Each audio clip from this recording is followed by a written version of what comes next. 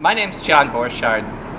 About 9 months, my friend Claudia Orleans came to me with a problem.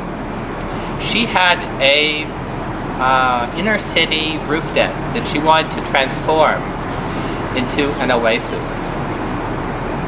This is a space that had previously been called the Cage, and you can see some of it behind me.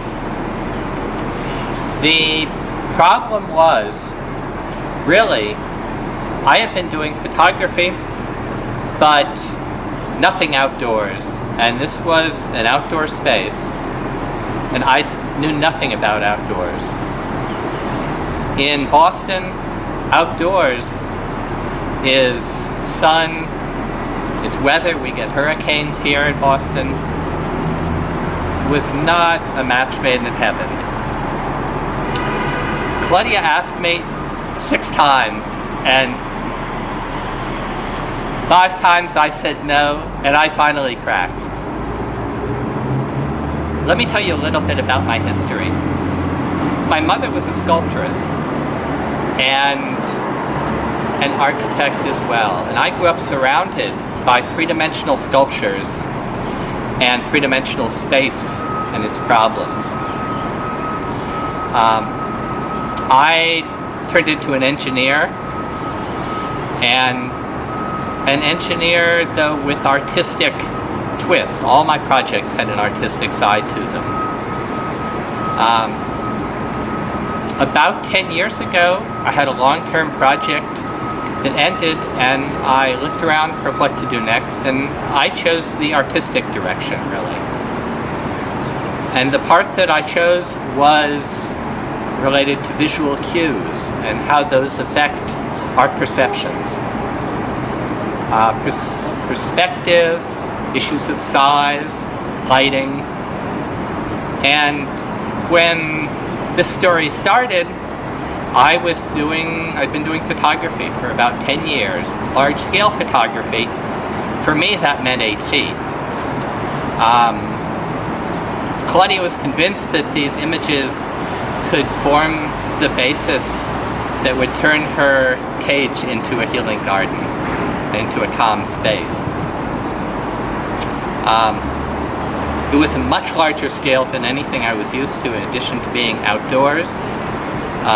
Her longest wall, for example, was about 60 feet. I took the challenge on, and really, let me show you some of what happened. She introduced me to her supervisor, Vincent Moy, who's director of occupational therapy at the hospital. This is really his project from the ground up, and he was wonderful to work with. For the last 4 months, we've been working together on this. I guess the 3 big issues in any project are money, the vision, and the schedule. The money, it had some budget, but not a lot.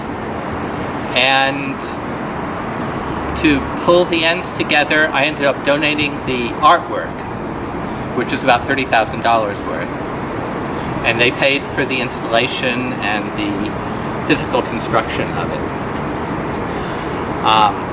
The schedule, Vincent was planning a presentation to the hospital in about 3 months, and I promised that it would be ready for the week before.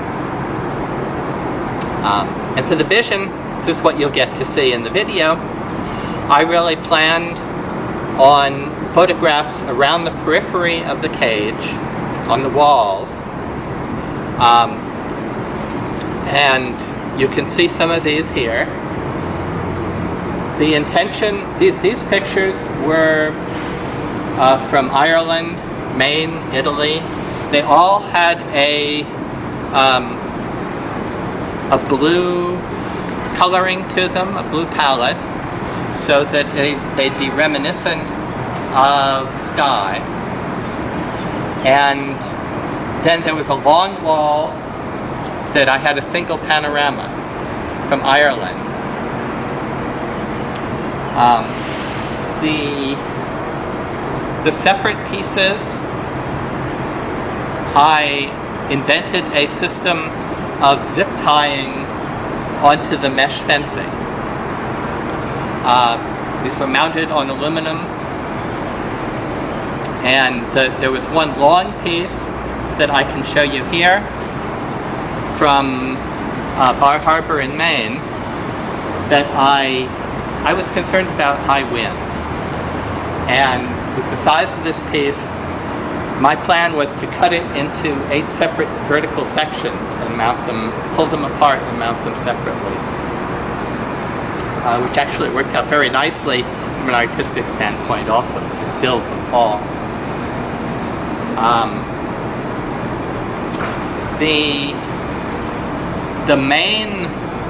The other wall was a combination of glass windows and cement.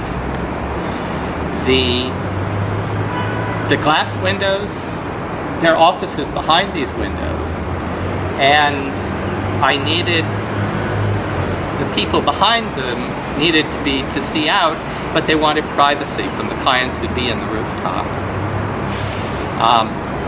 What we used here was a bus wrap, a vehicle wrap material that's partly whole, it's 70% fabric and 30% whole.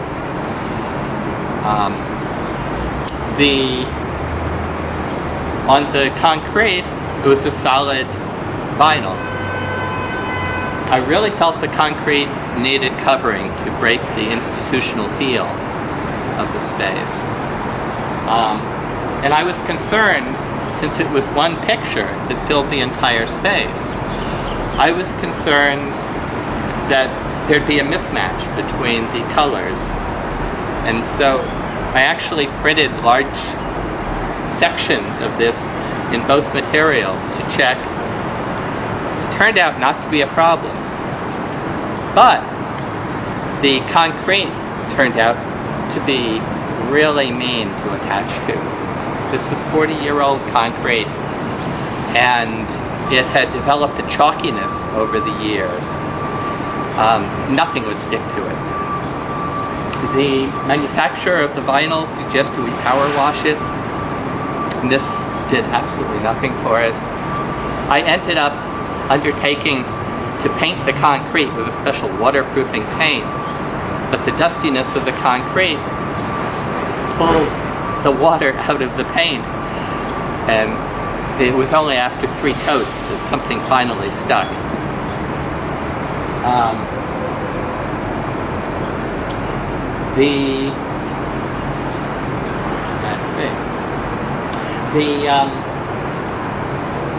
It was all one long panorama, and my plan was really that from any angle it would feel like this was the wall, not the wall of the building, but the wall of the panorama.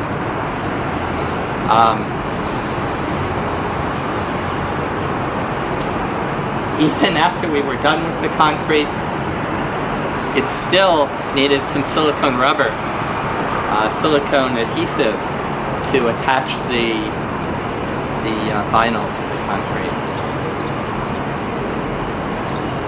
And the next part is on the inside, and we'll take you there.